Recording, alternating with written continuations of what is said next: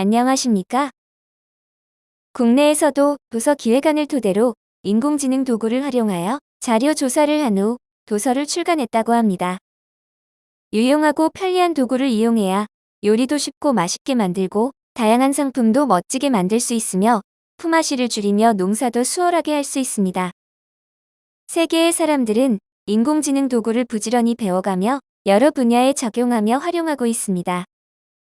오늘은 경험과 지식을 이야기로 만들어 강연하는 방송 프로그램을 알아보겠습니다.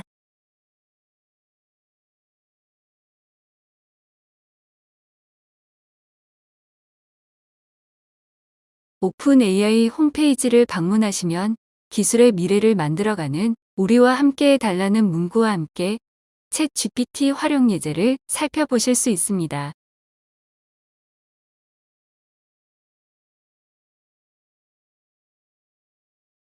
(2023년 2월) 스노우폭스 북스는 챗 GPT를 이용한 국내 1호 서적으로 삶의 목적을 찾는 45가지 방법이란 제목의 책을 출간했습니다.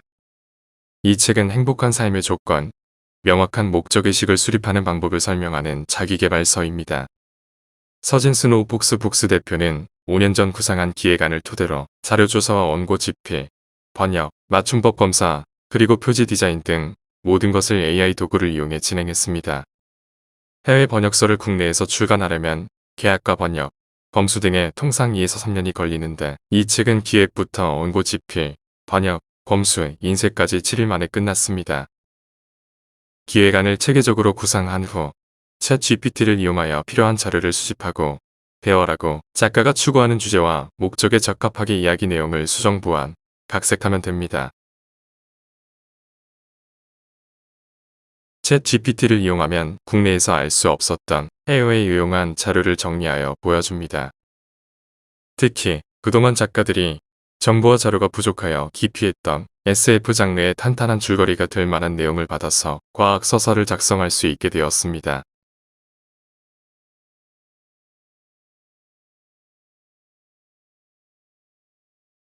사회생활을 하며 축적된 자신만의 전문적인 경험과 지식, 그리고 흥미와 재미를 지녔던 취미 활동을 이야기로 만들고자 하시는 분에게 방송 프로그램 3가지를 추천합니다. 강연을 듣다 보면 이야기를 어떻게 만들어야 할지 감을 잡고 글 작성하는 방법과 요령을 깨닫게 됩니다.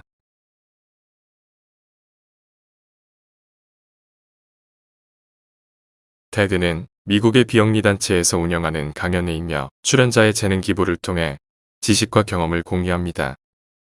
1984년부터 시작되었으며 18분 안에 강연을 마무리하도록 이야기를 생동감 있게 압축해 만듭니다.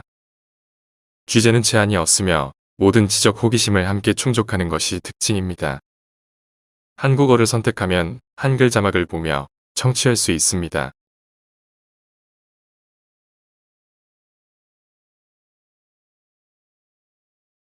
테드 강연의 영향으로 국내에서도 자발적으로 강연을 찾아 듣거나 직접 강연자로 나서는 강연 문화가 생겼습니다. 2011년 기독교 방송에서 시작한 강연 프로그램으로 다양한 경력과 경험을 가진 강연자들이 자신들의 이야기를 흥미와 재미있게 구성하고 15분으로 압축하여 이야기를 들려줍니다.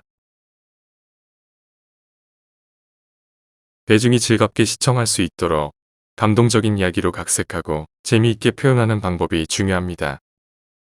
CBS 홈페이지와 유튜브에서 시청하실 수 있습니다.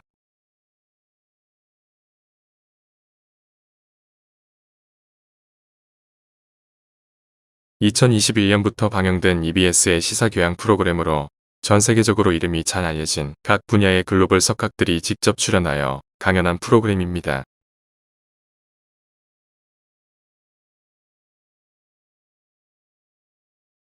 (2023년 2월 14일) 방영된 EBS 위대한 수업 강연 프로그램은 인류를 바꾼 단 하나의 사건은 무엇인지, 인류의 역사에서 가장 큰 사건은 무엇일지 질문을 던집니다. 앤드루 메가피 교수는 무수히 많은 사건 중에서 과학기술의 발전이야말로 세상을 뒤흔든 사건이라고 말합니다. 세상을 변화시킨 여러 동인 중에서 과학기술만 한 것이 없다는 것입니다. 앤드루 메가피 교수는 5회에 걸쳐 기술이 우리를 구원할까? 라는 주제로 과학기술이 어떻게 세상을 바꾸어 놓았는지 들려줍니다. 대화형 인공지능 챗 GPT와 연관하여 살펴봅니다.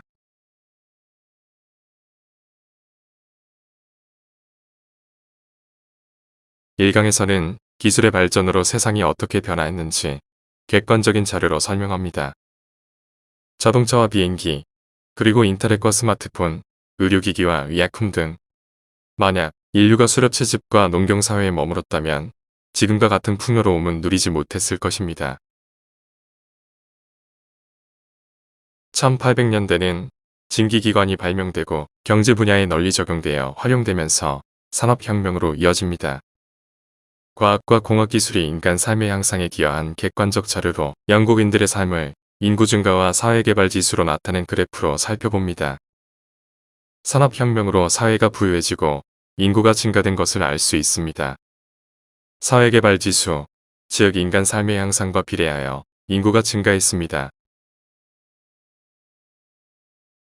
노동자의 임금은 1800년대 산업혁명 이후 기업의 대량 생산으로 생산품의 부가가치가 향상되며 증가합니다. 1900년대 디지털 기술이 발전하고 산업에 적용되면서 디지털 혁명이 일어납니다. 원가 절감과 신상품 개발 등 기업의 부가가치가 향상하면서 임금도 증가합니다. 2020년대는 인공지능 시대입니다. 인공지능 도구를 어디에 어떻게 적용하고 활용하여 경제적 부가가치를 창출할지 방법을 찾아야 합니다. 인간이 할 일과 컴퓨터가 할 일을 구분하려는 것은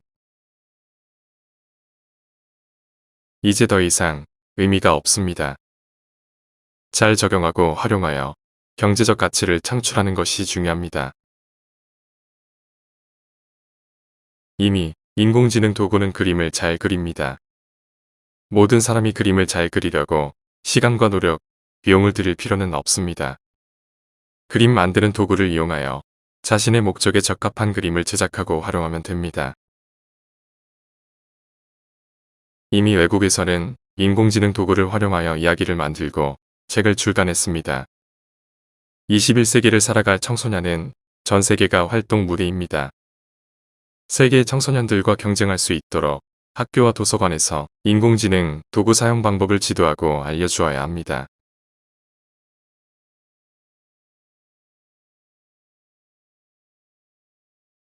(1970년대) 전자제품 판매점의 팜플렛입니다.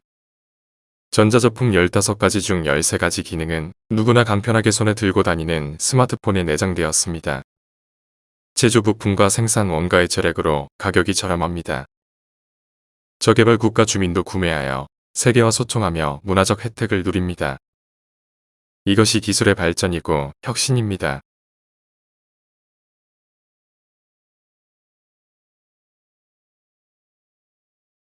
스마트폰은 1980년대 기준으로는 슈퍼컴퓨터 성능입니다. 문제는 사람들이 스마트폰으로 무엇을 하고 있느냐입니다. 누군가는 자신의 시간과 비용, 그리고 노력을 낭비합니다.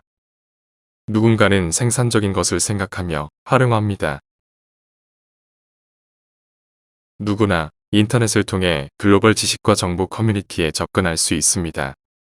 꿈과 열정만 있다면 아프리카 오지의 청소년도 선진국 대학의 저명한 교수들의 온라인 공개 강좌를 시청하며 공부할 수 있습니다.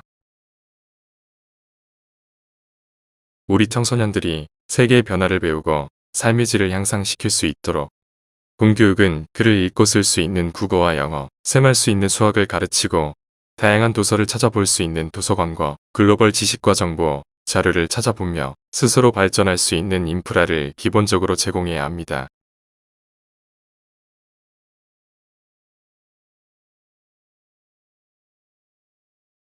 모든 사람이 스마트폰 도구를 휴대하고 일상적인 생활과 경제 활동을 합니다. 그렇다면 사람들은 스마트폰 도구를 가지고 무엇을 하고 싶어 할까요? 혁신적인 질문이 혁신적인 답을 만들어냅니다. 변화를 거부하고 기득권에 매달려 살려고만 해서는 될 일이 아닙니다. 16세기 개혁과 개방 대신 쇄국 정책으로 척화비만 세우다가 나라를 망치고 국민을 불행하게 만든 것이 조선 왕조입니다. 20세기 폐쇄적으로 주민의 자유와 인권을 억압하고 전근대적 세습과 우상화를 자행하는 북조선 김씨 왕조는 세계의 웃음거리일 뿐입니다. 21세기의 세상 변화를 못 들은 척, 모르는 척, 못 본 척 해서 될 일이 아닙니다. 인공지능 도구의 성능은 지금도 계속해서 향상되고 발전하고 있습니다. 경제활동 과정에서 정보를 어떻게 활용하고 이용해야 하는지 방법을 알려주고 가르쳐야 합니다. 세상과 어떻게 소통하며 생산과 소비를 현명하게 할 수 있는지도 알려주어야 합니다. 2020년대 인공지능 혁명 과정에서 청소년이 어떻게 대처해야 하는지 알려줘 세상의 변화에 낙오되지 않도록 해야 합니다.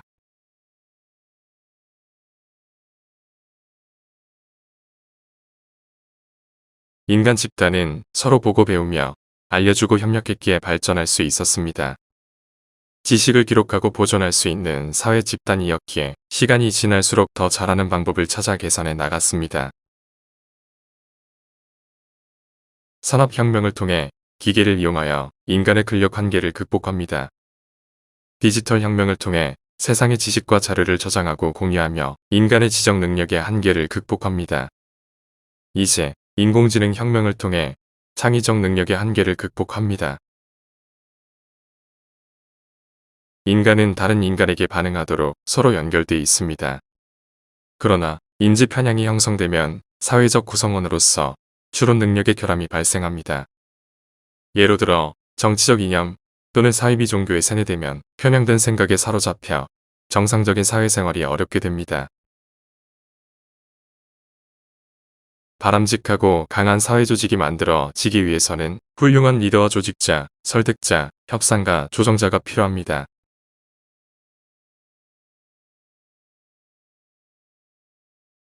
(2000년대) 초 빅데이터 붐이 일었습니다. 데이터를 취합하고 분석한 후 직관적인 이미지를 만드는 도구가 만들어집니다. 사람들은 빅데이터 도구 사용법을 배우고 데이터를 취합하는 일에 많은 시간을 보내야 했습니다. 그런데 이제는 대화형 인공지능 챗 GPT에게 질문을 통해 요청만 하면 됩니다. 그동안 유망하고 인기 있었던 데이터 과학 분야는 인공지능에게 적합한 것이 되었고 이제는 일반인도 데이터 수집 및 분석을 쉽고 간편하게 할 수 있게 되었습니다. 사람은 문제를 정의하고 질문지를 만들기만 하면 됩니다. 데이터를 모으고 분석한 후 그림 그리는 일은 인공지능 도구를 사용하면 됩니다. 챗 GPT는 새로 만들어진 혁신적인 도구입니다. 대항해 시대와 서부 개척 시대처럼 인터넷 웹과 스마트폰 앱처럼 새롭게 등장한 신천지 영역입니다. 스마트폰을 들고 일상생활을 하는 사람들이 무엇을 필요로 할지, 어떤 것을 제공하면 좋아할지 찾아보고 인공지능을 적용하는 것이 중요합니다. 주변 사람들이 유용하고 좋다고 말하면 창업하시면 됩니다.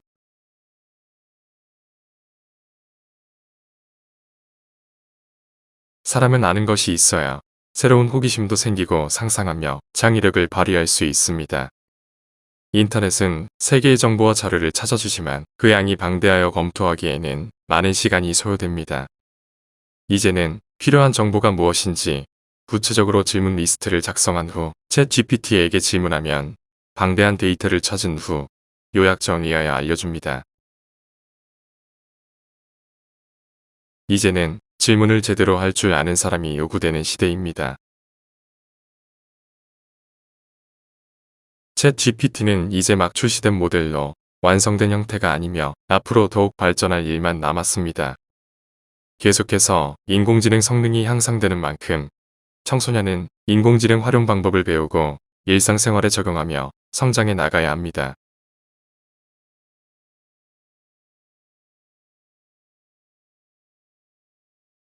그런데 나쁜 사람들의 가짜 뉴스와 사악한 사람들의 거짓된 선전 선동 글로 인해 인공지능 학습 데이터가 오염되고 있습니다. 인공지능이 잘못된 자료를 걸러내지 못했다며 잘못을 나쁜 사람들이 아닌 챗봇에게 모든 책임을 전가하려는 사람도 있습니다. 나쁜 사람들이 있는 한 사실과 거짓을 구분하는 미디어 리터러시는 인공지능 시대에도 필요합니다.